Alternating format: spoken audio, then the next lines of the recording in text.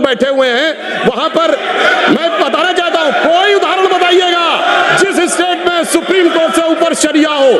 अब मैं बताना चाहता हूं, बड़े विद्वान लोग उधर बैठे हुए हैं, मुझे कोई जरूरत नहीं है 200 में सिर्फ 4 सेकुलर देश बताइएगा, मैं अपना बयान वापस ले लूंगा जहां शरिया सर्वोच्च न्यायालय से ऊपर हो क्या। और मैं कहना चाहता हूं, जो लोग मनुस्मृति की बात करते हैं उन्होंने इसको मौलवी स्क्रिप्ट बनाने का प्रयास किया भारत के संविधान को। यह अपने आप में शर्मनाक बात है। शर्म उस समय आनी चाहिए थी जब इस तरह के परिवर्तन कर रहे थे। और मैं एक और बात कहना चाहता हूं, सभापति महोदय, टेक्निकल बात कह रहा हूं, मेरी बात गलत लगेगी तो मैं अपने बयान वापस ले लूंगा। सुनिए सर, वक्फ बोर्ड एक्ट में मुगलों के जमाने का भारत के संविधान की 75 वर्षों की गौरवशाली यात्रा पर संसद में चर्चा चल रही है। इसी बीच सुधांशु त्रिवेदी ने भी भाग लिया और उन्होंने कांग्रेस को बहुत खरी खोटी सुनाई। खरी खोटी इस तरह सुनाई कि उनको हर तरीके के मानदंडों पर जो राहुल गांधी ने भाषण दिया था उसका उत्तर दिया। इन्होंने कहा कि पूरे पूर्वी गोलार्ध में यदि देखा जाए तो एक भारत ही एक ऐसा देश है जो पूरी तरीके से डेमोक्रेसी को फॉलो करता है और डेमोक्रेसी है जिसमें, और कहा कि we are the defenders of the democracy in the entire world. पूरी बात सुनिए। कब या chief of the Eastern command general Jagjit Singh Arora या भारत के चीफ उस समय सैम मानेकशॉ और श्रीमती इंदिरा गांधी।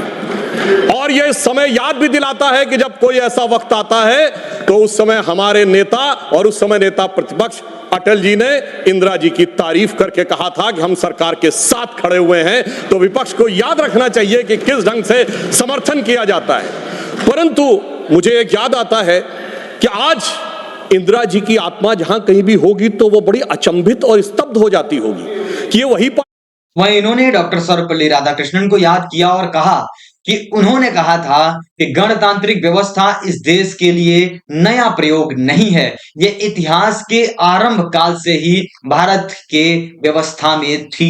इसके बाद इन्होंने बाबा साहब अम्बेडकर को कोट किया और कहा कि उन्होंने कहा था लोकतंत्र की अवधारणा भारत के लिए कहीं बाहर की अवधारणा नहीं है, ये कोई औपचारिक चीज नहीं है, प्राचीन काल से भारत की व्यवस्था में निहित थी।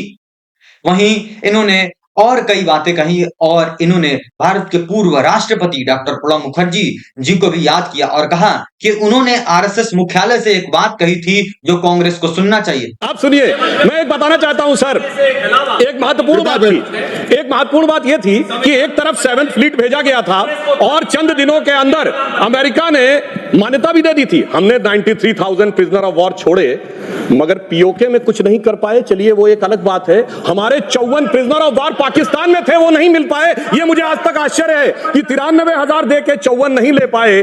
सुलह की कौन सी शक्ल सुमरती रही। तो मैं इनकी कोट कर दूं, भारत रत्न पूर्व राष्ट्रपति डॉक्टर प्रणब मुखर्जी जी ने भी जून 2018 में आरएसएस हेडक्वार्टर पे अपने भाषण में कहा था कि भारत ही लोकतंत्र का मूल है और वैशाली का गणराज्य विश्व का पहला गणराज्य था।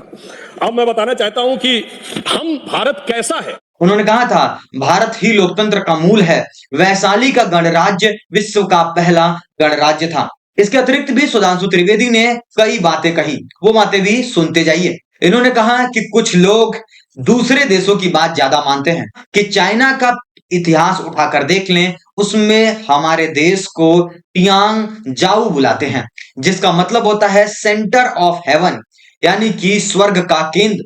यानी कि चाइना भी हमें स्वर्ग का केंद्र बुलाता था। अरब के जितने राइटर हुए उनके ऊपर भी इन्होंने बात की और कहा कि वो भी हमारे देश की तारीफ करते थे। ये जब बात कर रहे थे, जब राइटर्स की बात कर रहे थे, ये बता रहे थे कि 8वीं और 10वीं शताब्दी के जो राइटर हुए उन्होंने भारत के बारे में बड़ी अच्छी बातें लिखी। क्या लिखा वो जरा सुन लीजिए। When I look toward the India, cool breeze of knowledge comes to us. क्योंकि हमारे विरोधी लोगों को थोड़ा विदेश की बात ज्यादा समझ में आती है, तो देश क्या कहता है उससे ज्यादा समझिए विदेश क्या कहता है। और मैं सिर्फ 2 ही बड़े लोगों के नाम लूंगा। चाइना, मैं कहता हूं कोई भी जाके चेक करे, चाइना में एंशिएंट चाइनीज में भारत का नाम क्या है? टियान जाओ, TIANZHOU। जाओ शब्द वहां पर केंद्र के लिए प्रयोग होता है, जैसे हमारी भारत में पुर, जयपुर, नागपुर, कानपुर वगैरह वगैरह। अब टियान जाओ अगर आप जाके आज सर्च करेंगे तो विकिपीडिया में कुछ उन्होंने घपला कर रखा है, सीधे सीधे लिख के नहीं आता, पर चाइनीज भाषा की डिक्शनरी में जाइए, TIN टियान का अर्थ है हेवन और जाओ का अर्थ है केंद्र। तो चाइना के एंशिएंट में माना जाता था भारत क्या है? It is the centre of heaven. Ancient Japanese में भारत का नाम है Tenjiku, that is the centre of heaven. और ये कहते देश ही नहीं था।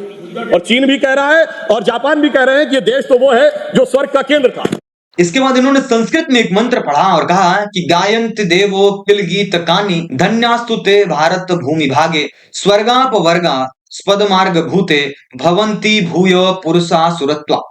इसका अर्थ है कि यह भारत की भूमि धन्य है, देवता जिसकी स्तुति में गीत गाते हैं, क्योंकि स्वर्ग में रहने के बाद भी मनुष्य के रूप में जन्म लेने को यहाँ लालायित रहते हैं, क्योंकि हम मोक्ष भूमि हैं, ऐसा भगवान सोचते हैं, इसलिए हम धन्य हैं। इन्होंने कांग्रेस को फिर से फ्रीडम ऑफ स्पीच पर घेरा और कहा कि बाबा साहब के साथ उस समय क्या हुआ था जब इनकी गवर्नमेंट थी। इनकी गवर्नमेंट से मतलब है हम कांग्रेस की बात कर रहे हैं। इन्होंने कहा कि 6 अक्टूबर 1951 को बाबा साहब ने इस्तीफा दे दिया और 10 अक्टूबर 1951 को उनका लोकसभा में बोलने के लिए खड़े हुए।